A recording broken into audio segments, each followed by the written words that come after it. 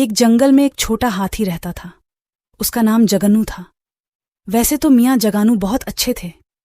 छोटी सूंड, छोटी पूंछ और बड़ी बूटी, बड़ा हंस चेहरा और दोस्तों, लेकिन समस्या यह थी कि उनका दिमाग कमजोर था।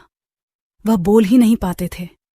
अम्मी जान किसी बात को मना करती थी तो तुरंत कर देती थी, लेकिन थोड़ी देर बाद बिल्कुल भूल जाती थी और वे यही काम फिर करते थे। जब पिता चिंतित होते थे तो माँ विनम्र होती थीं। सभी सहकर्मी उनका मजाक उड़ाते थे और उन्हें भुलक्कड़ कहते थे। अबाजन मियाँ जगनू काकन जोर से कहते, देखो जगनू, तुमने तो बिल्कुल हद कर दी। अच्छा, तुमने ऐसा दिमाग बना लिया है कि तुम्हें कुछ भी याद नहीं रहता। तुम चीजों को याद करने की कोशिश करते हो। हाथियों का देश बहुत बड़ा है, तेज दिमाग है, वह वर्षों की बातें नहीं भूलता। लेकिन भगवान जानता है कि तुम किस प्रकार के हाथी हो। ऐसे रहोगे तो सारे खानदान की नाक कटा लोगे। जगनू मियाँ झट से अपनी छोटी सी सूंड पर हाथ फेरते और सिर हिलाते हुए कहते, अब्बा जान, अभी के लिए मुझे माफ कर दो। मैं भविष्य में चीजों को याद करने की कोशिश जरूर करूंगा। लेकिन वे हमेशा की तरह भूल जाएंगे और जो कर रहे थे उसे करना बंद नहीं करेंगे। और दुख की बात यह है कि दुनिया में बहुत सारी चीजें हैं।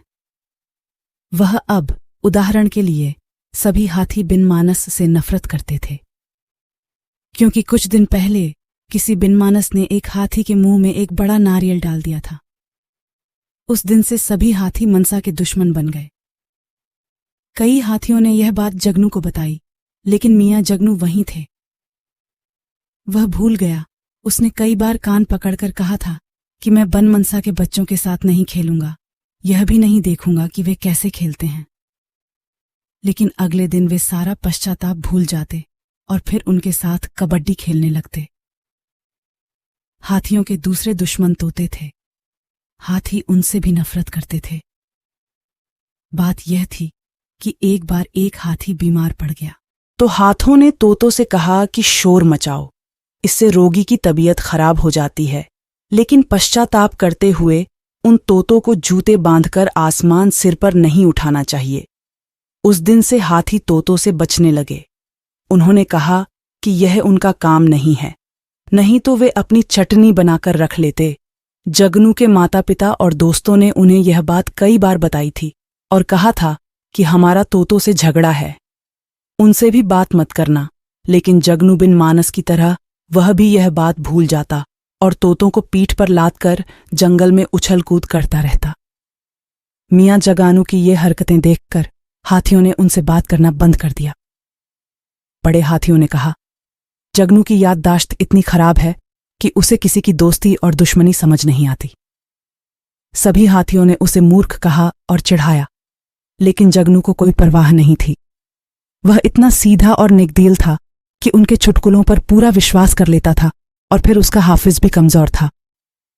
उसे याद ही नहीं रहा कि कौन मित्र है और कौन शत्रु, क्या अच्छा है और क्या बुरा। एक दिन बहुत भयानक घटना घटी। जांघो जंगल में घूम रहा था, तभी ऐसा लगा जैसे अचानक धरती फट गई और वह उसमें गिर गया।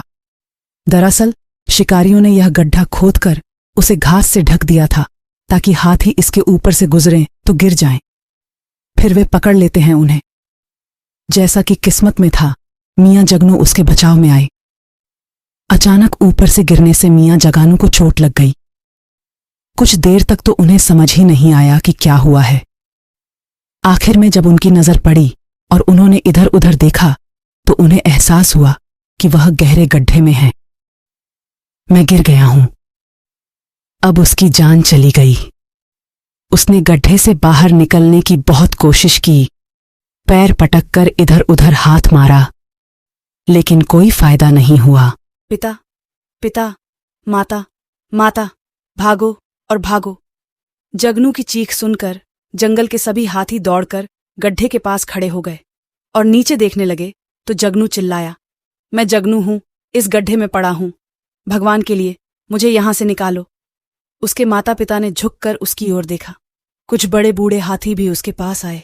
हर कोई चिंतित था। एमी को समझ नहीं आ रहा था कि वह जगन्ना को इस मुसीबत से कैसे बचाए। उन्हें चुप देखकर जगनू का दिल पसीज गया और वह आंखों में आंसू भरकर बोला, तुम मुझे यहां से नहीं निकाल सकते, कोई मेरी मदद नहीं कर सकता, मुझे क्या करना चाहिए? सभी हाथियों ने निराशा में अपना सिर हिलाया और धीरे धीरे चले गए।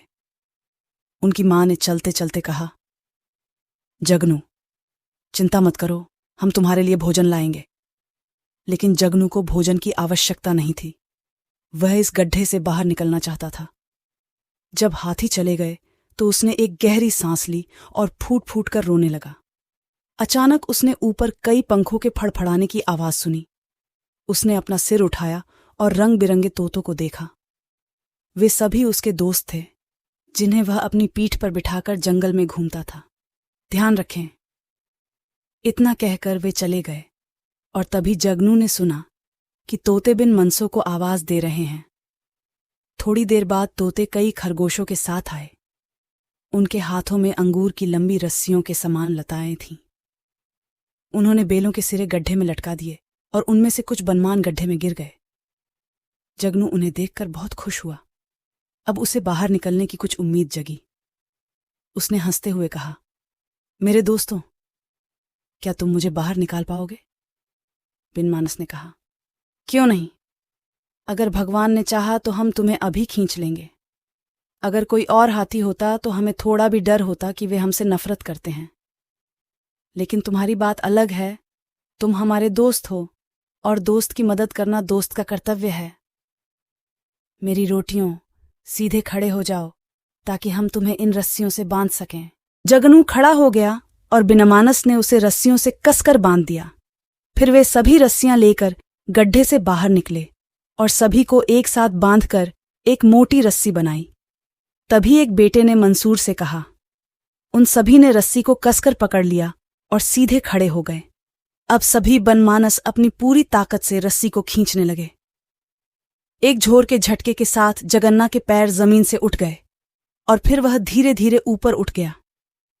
उसका दिल जोरों से धड़क रहा था, शरीर से पसीना निकल रहा था। अगर रस्सी टूट जाती तो वह फिर चट्टान से नीचे गिर जाता। बिन मानस रस्सी खींच रहा था और साथ ही शोर भी मचा रहा था। बस थोड़ी सी दूरी बाकी है। हां, तनाव। थोड़ी देर में मियां जगनू जमीन से ऊपर थे। आश्चर्य से उनकी नजरें मिलीं। उन्होंने इधर उधर देखा तो उनके सभी दोस्तों ने खुशी से तालियां बजाईं। तब उन्हें लगा कि मैं सचमुच ऊपर आ गया हूं। नई जिंदगी पाकर जगनू की खुशी का ठिकाना नहीं रहा। अधिक वे खूब मौज मस्ती करते थे।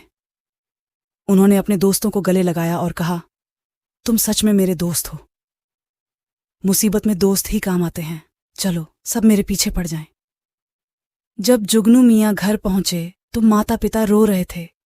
उनके लिए तो मियां जुगनू खत्म हो चुके थे, लेकिन एक एक कर उन्हें आते देख उनका साथ छूट गया। अम्मी जगानू मेरे लाल से चिपक गईं। अब्बाजान को भी प्यार हो गया। जब दिल भर आया तो मियां जगानू ने बताया कि जिन जानवरों को वह दुश्मन मानते थे और हमेशा नफरत की नजर से देखते थे, उसने मेरी जिंदगी बचाई तो वे बहुत खुश हुए और मियां जगानू को तोतों और बंदरों के साथ मजे से खेलने की इजाजत दे दी। तुम्हें कोई नहीं रोकेगा। उस दिन से सभी हाथियों ने उसे मूर्ख कहना बंद कर दिया और उस पर हंसने लगे। आज जगनू के माता पिता को पहली बार पता चला कि दूसरों से ईर्ष्या और शत्रुता रखने से बेहतर है कि उन्हें दोस्त बनाया जाए ताकि वे समय पर काम पर आ सकें।